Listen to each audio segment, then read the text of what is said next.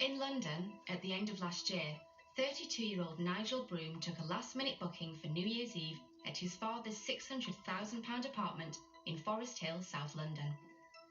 It was brand new. It had only been slept in maybe 6 or 7 nights before. It's quite high spec, so it has a solid ash floor, cedar roof, underfloor heating, ash ply finishing everywhere, all sorts of luxury bits and pieces. We let it to this guy who was very young. I don't remember exactly how old, maybe 21, 22. It said that he'd been to Durham University. It said that he was in recruitment. He'd only just joined up on Airbnb, so there was no reviews for him, no feedback on him. It didn't go according to plan. A group of 100 young people arrived at the flat to throw one almighty New Year's Eve party.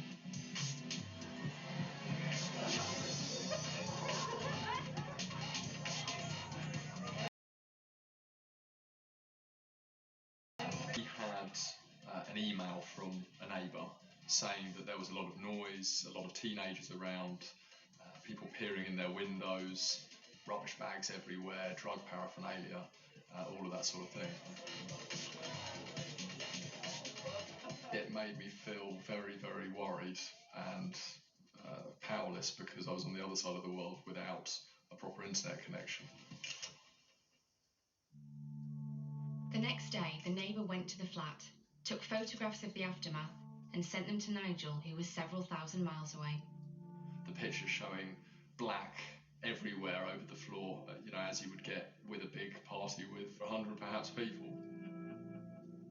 The first person to get in touch with Airbnb was my dad. He spoke to someone who seemed quite junior. They made all sorts of soothing noises, but didn't do very much except send the standard email. Nigel estimated the damage totalled almost £12,000, the main expense being the whole of his father's solid ash floor, which needed replacing. So he looked to Airbnb for help. My experience of customer service was pretty terrible. Everybody I got to speak to was somebody new.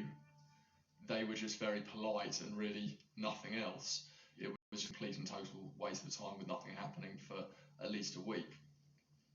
When something actually happens, then you start reading the terms, you see all the disclaimers, and you start to think, are we really covered? Are they really going to pay out? Airbnb make it clear in their £600,000 host guarantee that there are limits and exceptions. In actual fact, when you read their policy, it has written all over it, this is not insurance. You need to take insurance as well. Why it says that if they're guaranteeing any losses, I have no idea. Ultimately, I understand it to mean that it's totally at their discretion whether they pay you or not. For Nigel, 10 days had passed with no promise from Airbnb of paying up, so he contacted the press. It was very noticeable that as soon as reporters were involved in it, then I was getting calls from someone more serious.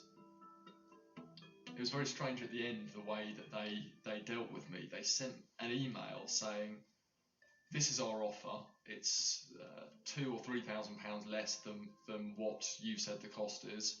You've got 72 hours to accept it on our form, our standardised form, or we withdraw the offer and cancel the whole claim.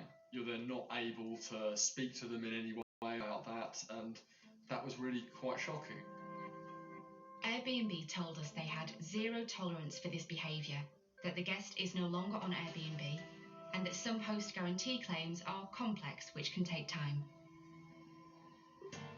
Coming up, the problems guests face when their Airbnb doesn't meet expectations. When I was taking a shower, those wires caught fire. And the first thing when you opened the door, we didn't know what the smell was, but it was gross. In early 2009, Airbnb had just a few thousand listings. Today, it has more than 2 million worldwide. Airbnb has become one of the biggest companies in the sharing economy, and it's starting to give traditional industry a run for its money. It's definitely the most recognizable name. New statistics obtained by Channel 4 show the UK now has more than 80,000 listings. Over a third of these are in London, though Airbnb is growing fast in other major cities and coastal areas. With more and more people listing their homes every week, the risk of incidents is bound to increase, as Dominic Jones and his flatmate found out when they let out their apartment in Islington. Just saw that the place had been trashed, so there were kind of cigarette butts stubbed out on the carpet, there was food and mess and kind of laughing gas balloons everywhere, and they'd just left it in a complete tip. I mean, there were even, condoms and things lying around in the bedroom, the bathroom. The damage was bad enough, but Dominic soon realised one of his prized possessions, a print by the artist Banksy, had gone missing. It was a Banksy, and I bought it when it was for my 21st birthday, so I'd only paid just under 100 quid for it. And I knew it maybe gained value a little bit, but I didn't quite realise until it got stolen how much.